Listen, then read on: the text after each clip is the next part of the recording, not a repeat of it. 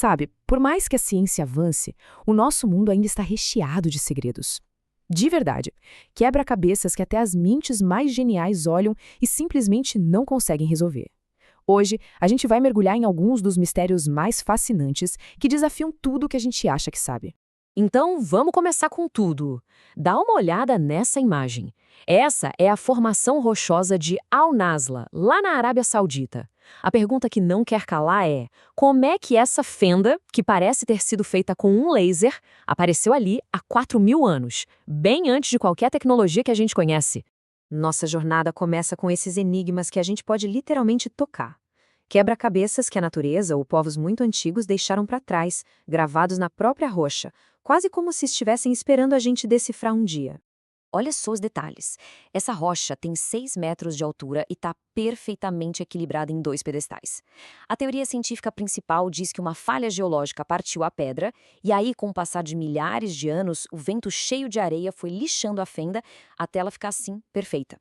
É uma explicação bem engenhosa, mas que, bom, no fim das contas, continua sendo só uma teoria. E se a gente pegasse esse mistério e aumentasse a escala dele, tipo, muito? Vamos deixar para trás essa rocha única e explorar agora uns desenhos gigantes, tão grandes que só dá para entender o que eles são lá do alto, do céu. 50 quilômetros quadrados. Pois é, essa é a área que as famosas linhas de Nazca ocupam lá no sul do Peru. É como se fosse uma tela de arte gigantesca, desenhada no chão do deserto. Esse aqui é um dos desenhos mais conhecidos, o Beija-Flor. Foi a cultura Nazca que criou isso, há uns 2.000 anos mais ou menos. É um exemplo perfeito da técnica incrível que eles dominavam. E a técnica, por incrível que pareça, era bem simples, como a gente vê aqui na figura da aranha. Eles basicamente só removiam as pedras mais avermelhadas da superfície para revelar o solo mais claro que ficava por baixo. Um método simples que criou um resultado espetacular e que dura até hoje. E aqui, bom, aqui a gente tem a figura mais enigmática de todas, que foi apelidada de o astronauta. A grande pergunta é, por que criar desenhos tão enormes que só fazem sentido vistos de cima? A teoria mais aceita é que era um jeito de se comunicar com os deuses, sabe? Como se fossem mensagens enviadas para os seus. Ok, agora a gente deixa as pedras e as areias para trás, para mergulhar em eventos em que o próprio ser humano se tornou um mistério. Uns momentos da história que simplesmente não fazem o menor sentido. Imagina a cena. Estrasburgo, 1518. Uma mulher, do nada, começa a dançar na rua. Sozinha, sem música, sem parar. Em poucos dias, dezenas de pessoas se juntaram a ela. No fim do mês, já eram centenas dançando sem controle, dia e noite. Mas o que causou essa loucura toda? Uma teoria fala em ergotismo, que é um envenenamento por um fungo de pão que causa espasmos. Outra, que talvez seja mais provável, fala em histeria em massa, uma espécie de psicose coletiva, sabe? Alimentada pelo estresse da fome, das doenças da época. O fato é que muita gente morreu de exaustão e a causa exata continua um mistério. Dessa epidemia bizarra, a gente pula para um evento histórico que parece até piada, não um conflito de verdade. Em 1932, na Austrália, o governo declarou guerra. De um lado, o exército, com soldados e metralhadoras. Do outro, 20.000 emos. Sim, a ave. É que eles estavam destruindo as plantações de trigo.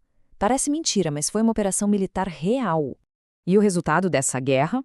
Bom, foi uma derrota humilhante para os humanos. Os emos eram ágeis demais, muito difíceis de acertar, e a operação foi cancelada. Pois é, na única guerra oficial entre humanos e emos, os emos levaram a melhor. Para nossa última parte, vamos para os quebra-cabeças que não estão gravados em pedra, mas sim em códigos indecifráveis e em fenômenos da natureza que parecem não ter explicação nenhuma. Este aqui é um manuscrito Voynich. É um livro do século XV cheio de ilustrações de plantas que não existem e de diagramas de estrelas bem estranhos. E o mistério? Ele está escrito numa língua ou num código que ninguém em 600 anos conseguiu decifrar. E este é um número de palavras que foram traduzidas com sucesso até hoje. 0. Nadinha. Os melhores criptógrafos do mundo, inteligência artificial, todo mundo já tentou e falhou. É, literalmente, o livro que ninguém no mundo consegue ler. Agora, de um mistério completamente silencioso, escrito num papel, a gente vai para um fenômeno da natureza que é tudo menos quieto. Uma anomalia do tempo que quase parece ter vida própria. É o tal do raio globular. São umas esferas de luz que ficam flutuando no ar durante tempestades. É uma coisa super rara, mas existem relatos disso há séculos. Até o czar Nicolau II da Rússia descreveu uma bola dessas passando por ele, fazendo um som de zumbido.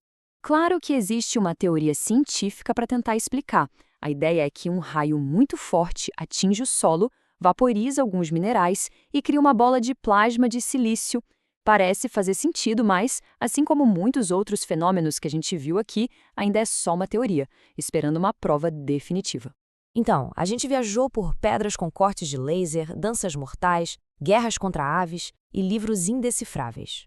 O que todos esses mistérios têm em comum é o nosso fascínio, essa curiosidade que não acaba pelo que a gente ainda não entende. Isso tudo deixa uma pergunta no ar, né? Com toda a nossa tecnologia e conhecimento, quais desses enigmas um dia vão ser resolvidos? E será que alguns vão ficar aí para sempre, sem explicação, só para lembrar a gente que o universo ainda aguarda muitos segredos? A busca por respostas, essa com certeza continua.